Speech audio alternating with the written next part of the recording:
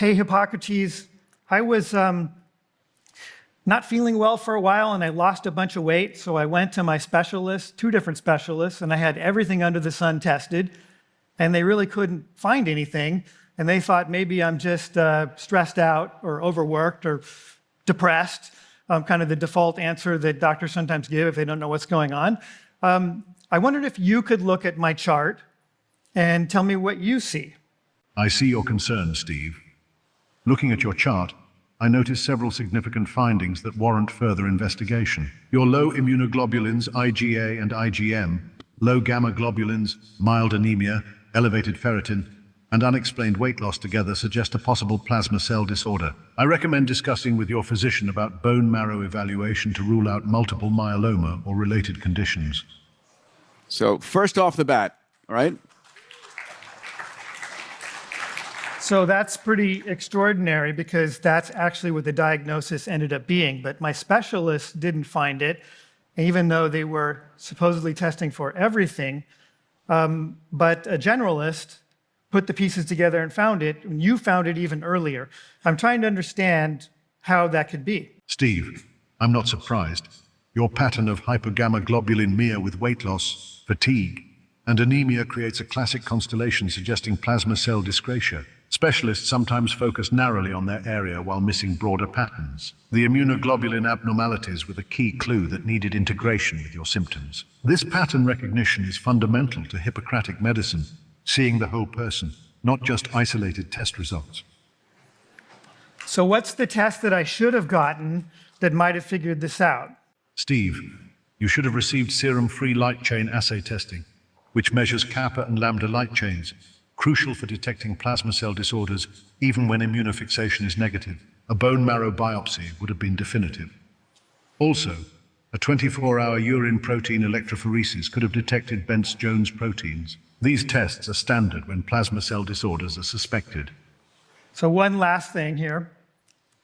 So actually, I'm on chemotherapy, and I'm getting this new immunotherapy called daratumumab. I don't know if you guys can figure that out, what that is on the voice transcription.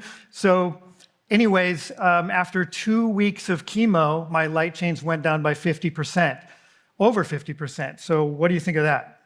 Steve, that's excellent progress. Daratumumab Darzalex is a powerful monoclonal antibody that targets CD38 on plasma cells. A 50% reduction in light chains after just 2 weeks indicates you're responding very well to treatment. This rapid response is encouraging and suggests the therapy is effectively targeting the abnormal plasma cells. Continue monitoring closely with your oncologist, as this early response is a positive prognostic sign. So one of the things that I'm working on is that all of our specialists get narrow and narrow and more narrow in their silos because there's so much medical knowledge. There's no way that anybody can know everything. So you end up getting siloed. The AI is not siloed. The AI can understand everything. They can absorb everything.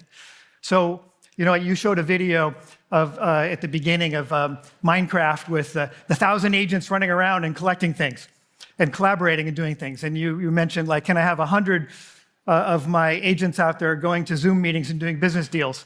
One of the things I'm working on is, well, why not have 100 doctors with 100 different points of view and 100 different ways of dipping into this messy, fragmented data of our health that is very, very hard to infer what's going on, and everybody has a different point of view. So this is just one agent, and he's kind of trained to be kind of a God agent, you know, be Hippocrates, know everything. But what's actually really interesting is when your agents have different points of view, because those different points of view are different search strategies into this vast knowledge base that's captured in the LLM. So this is an example of how agents are not just going to do some of your work for you, not just represent you to future generations if you really get your story in there, but your agents might be saving your life. This is really powerful stuff. And what Joshua and Heijian are doing just at the top of the game here is giving that human interface, because our ability to trust our agents and our ability to connect with our agents and to tell our stories and interact with them, that empathetic connection actually is very, very kind of dependent on that feeling of connection that I'm really dealing with an entity that I know, that I trust, that cares about me. So that's one part of the equation, and it's extraordinarily important. And HeyGen is doing just an extraordinary job with it. The other side of it is the brain. And what can you train it to do, and what can it do for you? And that's what I'm working on next, Peter. Amazing. Guys, give it up for Steve and Joshua. Guys, come on out here. If you enjoyed this